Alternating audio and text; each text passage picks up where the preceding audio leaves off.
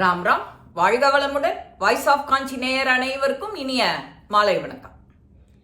இன்னைக்கு திரு அருட்பிரகாச வள்ளலார் அவர் இயற்றிய குடும்ப கோரம், அது எப்படி எதுக்காக எழுதினார் அப்படிங்கிறத பார்ப்போம். இது எல்லாருமே தெரிஞ்சுக்க வேண்டியது. இவரை வள்ளலார ஒரு முத்துசாமி அப்படிங்கிற ஒரு சாதாரண மனுஷன் தன்னுடைய திருமணத்திற்கு அழைக்கிறார் இவரை. ஆனா இவர் திருமணத்துக்கு போகல, கல்யாணத்துக்கு போகல. அது ஏன் அப்படிங்கிறதுக்கு அவர் விளக்கம் சொல்றார். இவர் அந்த முத்துசாமிங்கிறவர் அழைக்க வந்தார். இவர் திருமணத்துக்கு கல்யாணத்துக்கு போகல. ஆனா முத்துசாமிங்கிறவர் இவர் கல்யாணத்துக்கு வரலங்கிறத எண்ணி வருந்துறாருங்கிறது இவருக்கு தெரியுது. அதனால இவர் ஒரு கடிதத்தை பாட்டு வடிவில் எழுதுறார். என்ன மாதிரி? வள்ளல் அவர் தன்னுடைய 3 மனைவி 8 பிள்ளைகள் படுத்துற பாட்டை ஒரு ஒரு பாடல் வடிவில் எழுதுறார். அவருக்கு பதில் அனுப்புறார். அதனாலதான் எனக்கு திருமணத்துக்கு வர இயலலை அப்படின்னு.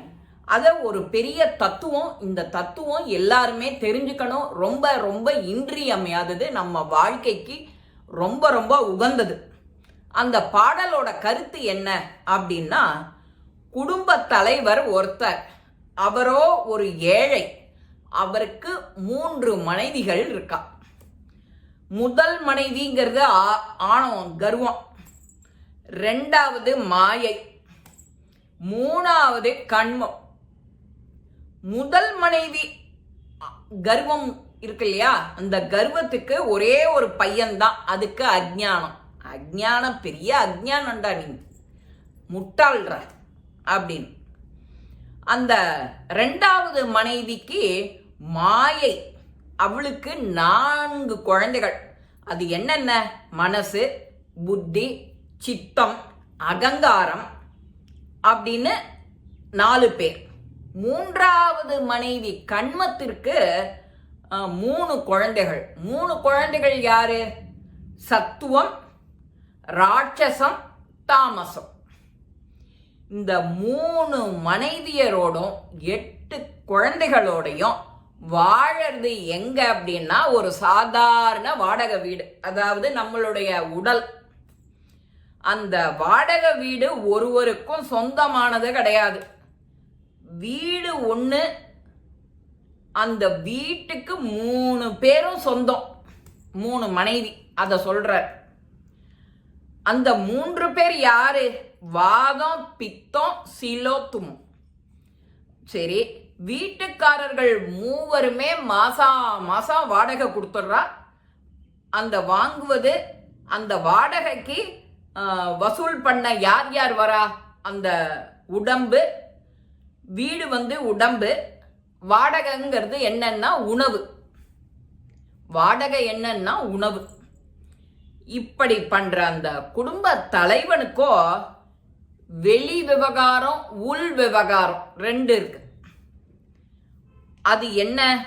வேதாந்தம் பேச வருபவர், சித்தாந்தம் பேச வருபவர். அதாவது இலக்கணம், மத இலக்கணம். அப்புறம் வீண் கதை பேசுறவா, யாரையானு கேலி பண்றது, தூஷிக்கிறது. நீ பெரிய இந்த மதத்துல பிறந்துட்டேன்னு கர்வமா இருக்காதேன்னு அவனை பத்தி தப்பா சொல்றது. இப்படி துன்புடுற குடும்ப தலைவனுக்கு என்னென்ன பிரச்சனை எல்லாம் வருது? டாய்லெட் போகணுங்கிறது வருது, பல் தேய்க்கணுங்கிறது வருது, ஆடை போட்டுக்கணுங்கிறது வருது, சின்னம் போட்டுக்கணும், சிவனா குங்குமம்மா, ஆணா பொண்ணா, இந்த மாதிரி போடணும். அப்புறம் இந்த மாதிரி எத்தனையான செய்யன்றிருக்க. கார்த்தால எழுந்து இத்தனை வேலையெல்லாம் செய்யறதுக்கு ஒரு பகல் பொழுது ஆயிடுறது. ராத்திரி வந்தாக்க என்னென்ன பண்ணணும் அப்படின்னா, பரத்தைன்னு சொல்றோம். பரத்தன்னா யாரு? நித்திர. அந்த நித்திரை வந்ததுன்னா அது எப்போ முழிச்சுக்கிறோமோ அப்பதான் எழுந்துக்கிறோம். அடுத்த நாளைக்கு பொழுது புலர்றதுன்னு சொல்லி எழுந்துக்கிறோம். அப்போ இனி அதை விட்டுட்டு போகணும், இந்த வாழ்க்கையை முடிச்சுட்டு போகணும். இந்த மாதிரி ஒரு பாடல் வரிய எழுதி அந்த திருமணத்துக்கு வரலன்னு முத்துசாமிங்கிறவருக்கு இவர் அனுப்புறார்.